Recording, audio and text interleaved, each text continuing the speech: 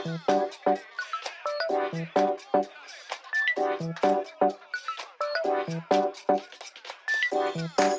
sahabat bahasa dan pembelajar bahasa dimanapun kalian berada, bertemu lagi dengan saya Wawan Yulian dalam channel pembelajaran bahasa Indonesia.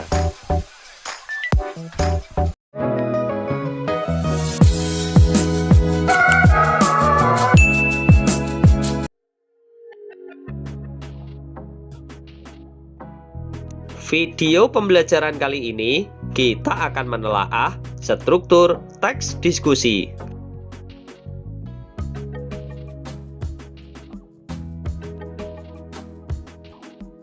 Setelah menyimak video pembelajaran ini, kalian diharapkan dapat menyajikan gagasan atau pendapat, argumen yang mendukung dan yang kontra, serta solusi atas permasalahan aktual dalam teks diskusi dengan memperhatikan struktur dan aspek kebahasan, serta aspek lisan atau intonasi, gestur, dan pelafalan.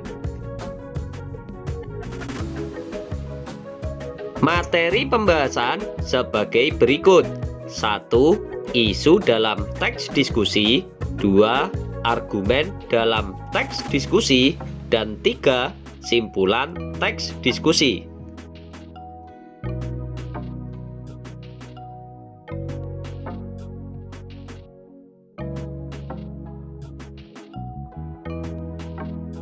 Diskusi merupakan salah satu bentuk kegiatan berbicara yang melibatkan dua orang atau lebih dengan tujuan untuk mencari kesepahaman gagasan, pendapat, atau mencari kesepakatan bersama terkait suatu permasalahan tertentu.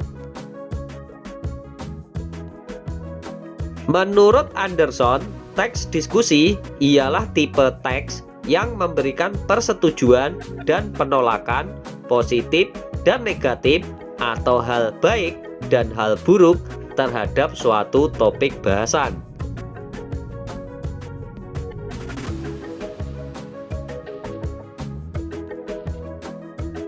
Mulyadi menyebutkan bahwa karakteristik teks diskusi yaitu: 1. Memiliki struktur teks berupa isu, argumen, pro atau kontra, dan simpulan, serta 2. Memiliki ciri bahasa yang terdapat dalam teks diskusi, yaitu menggunakan istilah umum, kata perbandingan atau pengontrasan, dan kata pendukung atau penolakan.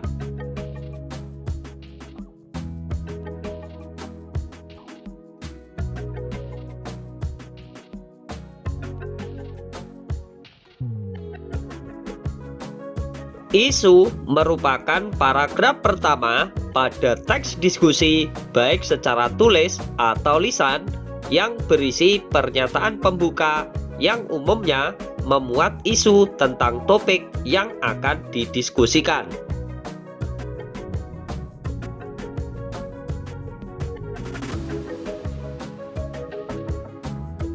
Argumen dalam teks diskusi merupakan suatu pernyataan yang lahir dari pemikiran seseorang yang terkait dengan isu atau topik yang menjadi pokok bahasan dalam teks diskusi.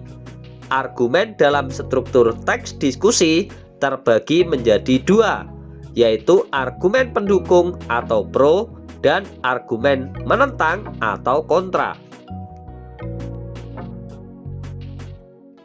Simpulan dalam teks diskusi berisi intisari yang mengungkapkan pendapat akhir yang dirumuskan dari serangkaian argumen yang telah dikemukakan. Pengambilan simpulan perlu memperhatikan pendapat yang pro dan kontra, namun bersifat netral dan tidak lagi menimbulkan masalah baru.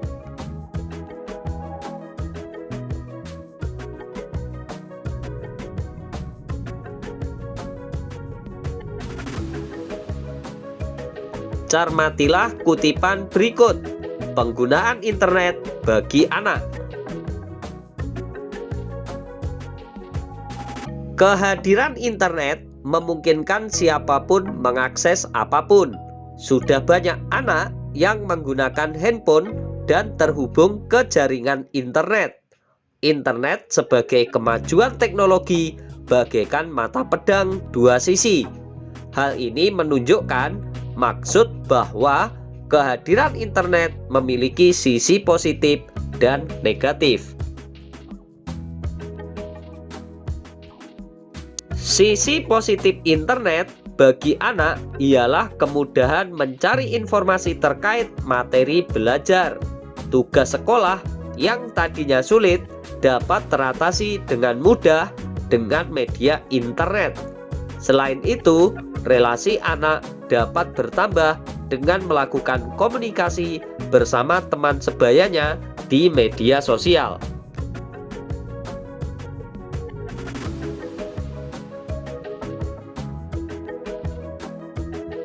Namun demikian, internet juga memiliki dampak negatif yang perlu diwaspadai. Tidak semua konten di internet menampilkan hal yang positif. Banyak iklan-iklan perjudian, bahkan iklan pornografi yang tidak pantas dilihat oleh anak. Selain itu, kejahatan di dunia maya juga telah banyak memakan korban yang berasal dari anak. Oleh karena itu, perlu pengawasan dari pihak orang tua dengan cara mendampingi putra-putrinya ketika sedang bermain smartphone. Dengan begitu, upaya pengendalian bisa dilakukan.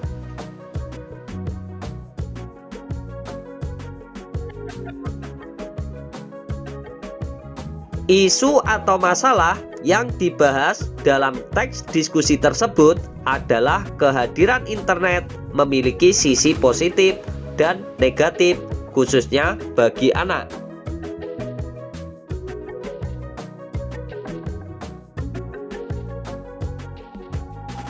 Argumen atau pendapat pendukung yang diutarakan dalam teks tersebut adalah sisi positif internet dalam memberikan kemudahan mencari informasi.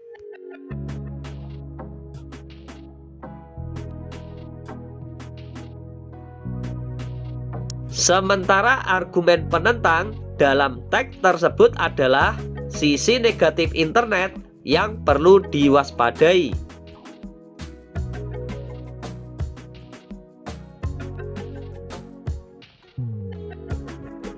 Simpulan teks tersebut adalah penggunaan internet bagi anak perlu pengawasan dan pendampingan dari orang tua.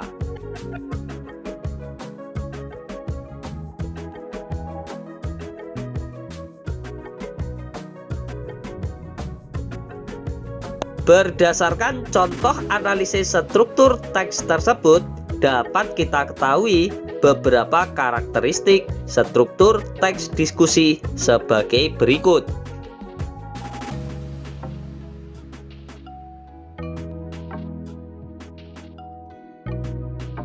Isu atau masalah atau pendahuluan dalam teks diskusi memiliki ciri berikut.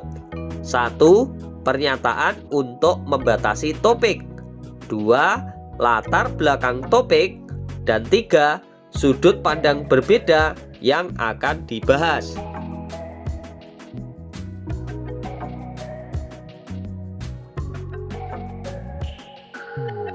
Argumen atau isi dalam teks diskusi memiliki karakteristik sebagai berikut. 1. Berupa rangkaian paragraf. 2. Mengungkapkan argumen setuju atau pro dan argumen tidak setuju atau kontra disertai alasan atau contoh yang mendukung gagasan. 3. Menggunakan bahasa persuasif atau bersifat memengaruhi atau mengajak. 4. Menggunakan bahasa kohesif atau padu untuk menghubungkan gagasan atau untuk menunjukkan perubahan pendapat.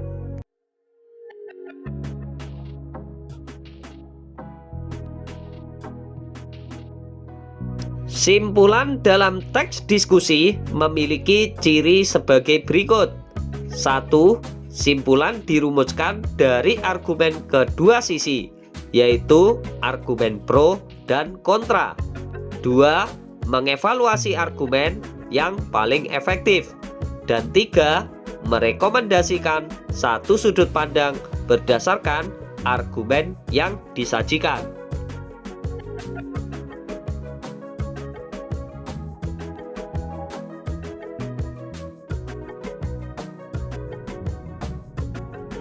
Umpan balik kegiatan belajar. Cermatilah teks diskusi berikut.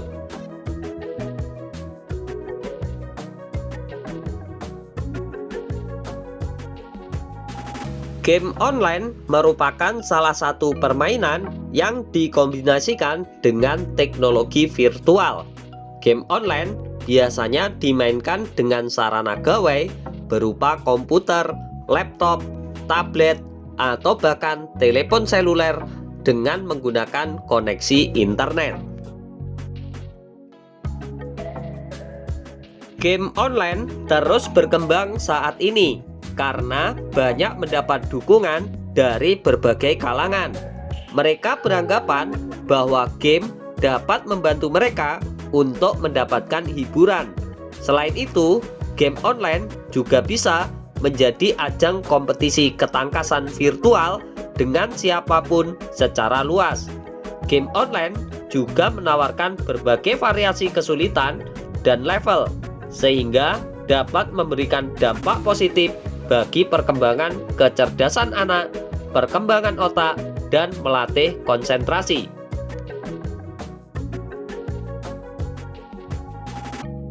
Di sisi lain, game online juga memberikan dampak negatif.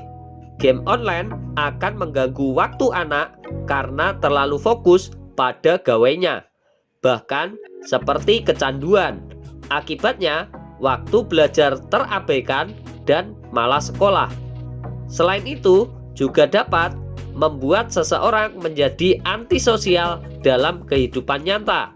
Oleh karena itu, orang tua banyak yang melarang anaknya mengonsumsi game online di gawainya. Menanggapi kedua hal itu, kita harus menjadi remaja yang bijak dan berkarakter, bisa memprioritaskan berbagai hal yang penting dan wajib, serta dapat mengatur waktu dengan baik. Bermain game online boleh saja, asalkan jangan terlalu sering dan tidak lupa dengan kewajibannya.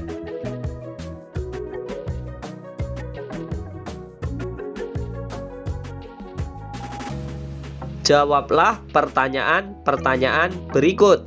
1. Apakah topik pembahasan dalam teks diskusi tersebut? 2. Apakah alasan argumen pendukung yang diungkapkan dalam teks diskusi tersebut? 3. Apakah alasan argumen penentang yang diungkapkan dalam teks diskusi tersebut? Dan 4. Kemukakan argumen kalian terhadap pokok permasalahan yang dibahas tersebut dengan disertai alasan atau contoh pendukung.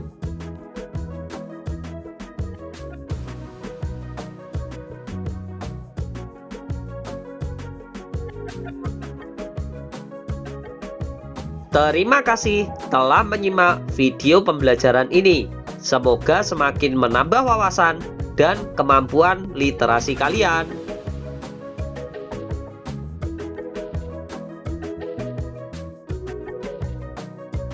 Jangan lupa berikan dukungan kalian terhadap video pembelajaran ini dengan cara memberikan subscribe, like, dan share video ini ke teman-teman kalian agar kita dapat belajar bersama tentang materi-materi pembelajaran bahasa Indonesia yang lainnya.